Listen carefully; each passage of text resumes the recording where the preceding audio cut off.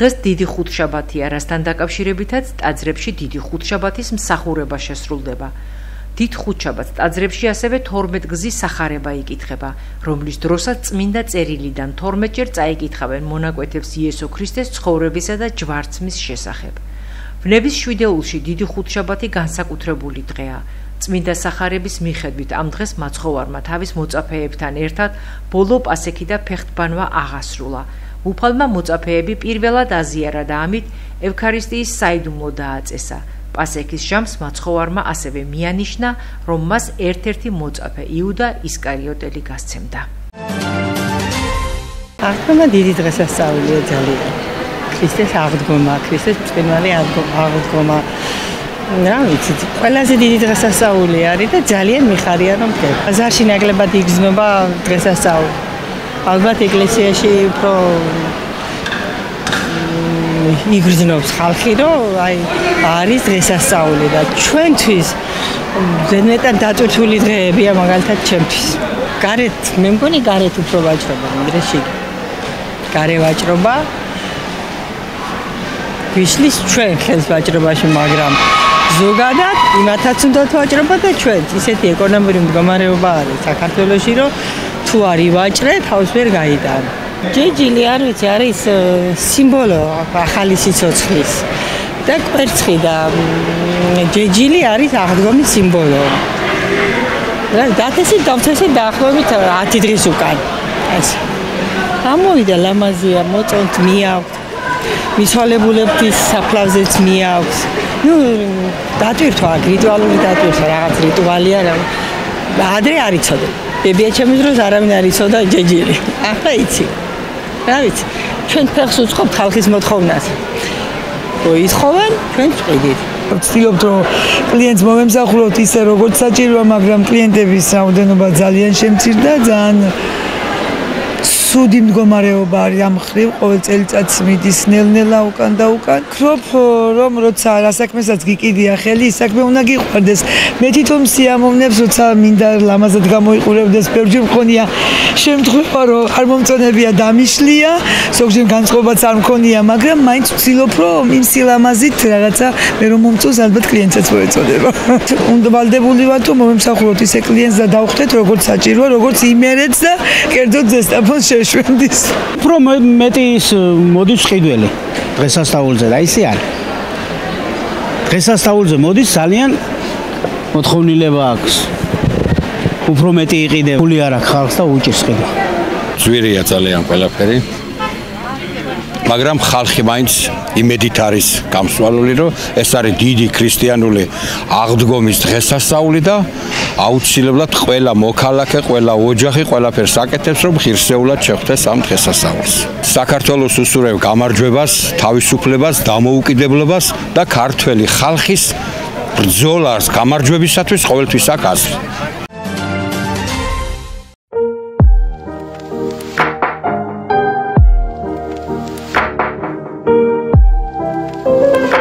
ჩემი და მცენარეების სიყვარული მიწყება ბავშვობიდან, ჯერ კიდევ ბავშვობიდან, შესაბამისად ის სიყვარული გამოვყვა დღემდე. დაახლოებით 8-9 წელიწადია რაც ვარ პრაქტიკოსი და წინა წლების განმავლობაში დაახლოებით 2022-23 წლის პერიოდში გადავწყვიტე უკვე ესე ვთქვათ ჰობი მექცია შემოსავლის წყაროთ. რაც ესე ვთქვათ როგორც სიყვარულს უკავშირდება, ასევე მონდომებას, შრომის მოყვარეობას, რამაც ვფიქრობ გამოიღო შედეგი. ჩვენთან მოსული სტუმარი, ვინც იქნება ყველა ათვალიერებს, რა თქმა უნდა, ხედავს ჩვენს ნაშრომს, ჩვენს შემართებას და შეიძლება ითქვას, რომ ჩვენი სავიზიტო ბარათი არის ჩვენი ხარისხი.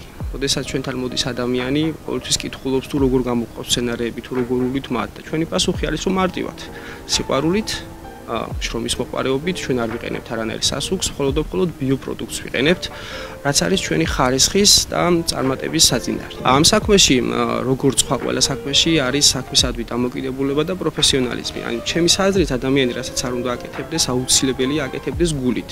თუ საქმე გესმის ადამიანს, ის საქმე აუცილებლად კარგად გამოვა. თუ საქმე არ გესმის, შესაბამისად შედეგი ყოველთვის დააგვიანებს. როდესაც სცენარეებთან გაგვშეხება, იქ აუცილებელია სცენარესადმი დამოკიდებულება, მათ მიმართ სიყვარული, ვინაიდან თუ არ აკეთებს სიყვარულით, ამას სცენარეც გრძნობს. შეიძლება მივიჩნიოთ, რომ აი უსულოა, არ ესმის, მაგრამ სცენარები ყველაფერს გრძნობენ, ყველაფერს ესე ვთქვათ ხედავენ და ასე შემდგომ. ხშირად მიყვარს ხოლმე გამოთქმა, რომ თუ ჩვენ სცენარეს გავახარებთ, მოვწყავთ, შეურჩევთ შესაბამის ნიადაგს, სცენარი ჩვენ აუცილებლად გაგვახარებს თავისი ყვავილებით, თავისი გაზრდით, თავისი ფერებით და ასე შემდგომ. მოგეხსენებათ ყველა სცენარეს სეზონების მიხედვით სხვადასხვა ფერი აქვს და შესაბამისად არ უყურებთ ამ ერთფეროვნებას და ჩვენც ესე ვთქვათ ხარობთ, როდესაც მოდის ახალი ტოტი, მოდის ახალი ფოთოლი, ახალი ყვავილი და ასე შემდგომ. ყველა ადამიანი დამეთანხმება, ვისაც სცენარი უყვარს, რომ აი თუნდაც ახალი ფოთოლის გამოღება, ახალი კვირტის გამოღება, ეს სასიხარულოა, ვინაიდან გიფასდება ის შრომა, რა შრომასაც ამ ყველაფერში დებ.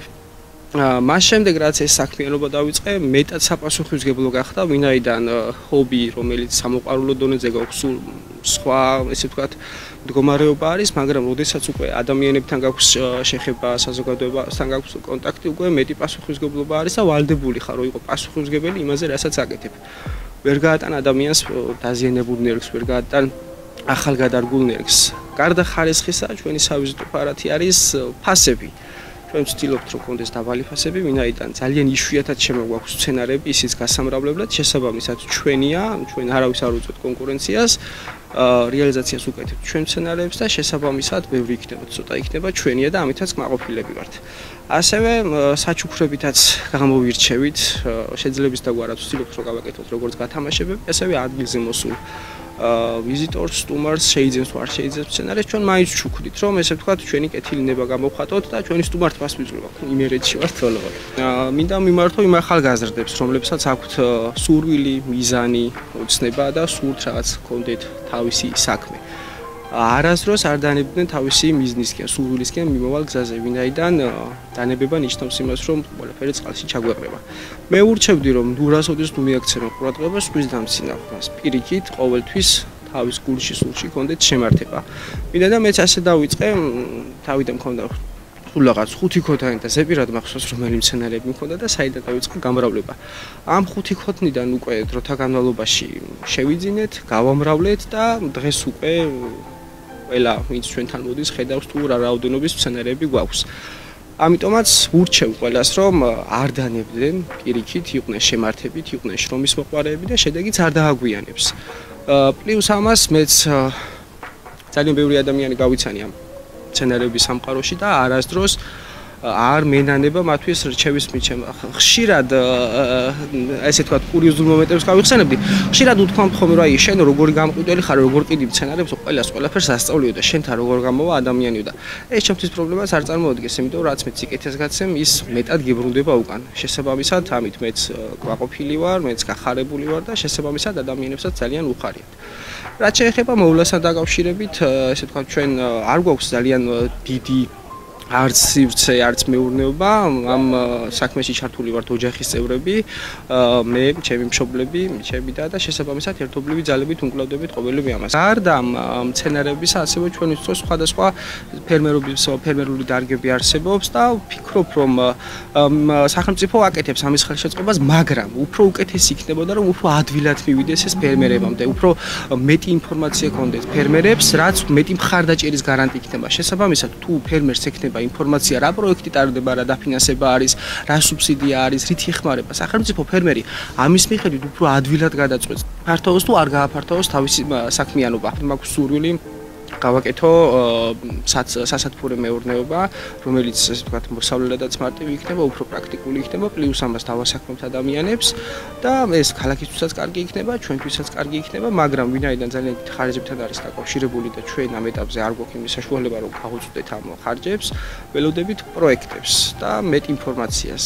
გარდა მოყვარული ფლორისტოპისა, ამასთანავე გახლავართ სოფლიო ისტორია გეოგრაფიის ბაკალავრი, ამჟამად ვსწავლობ ქუთაისში აგაგრძელეთ სახელმწიფო უნივერსიტეტში ჰუმანიტარულ მეცნიერებათა ფაკულტეტზე მაგისტრატურაში საქართველოს ისტორიის განხრით. ამასთანავე მაქვს სამსახურები, გახლავართ სამხედრო მოსამსახურე, მუშაობ როგორც ესტაფონის მუნიციპალიტეტის მერიაში, ასევე თავდაცვის სამინისტროში. ვფიქრობ, რომ ესე ვთქვათ, ვიხდი როგორც ჩემს მოქალაქეობრივ ვალს, ასევე ჩემი საქმითაც ვარ დაკავებული.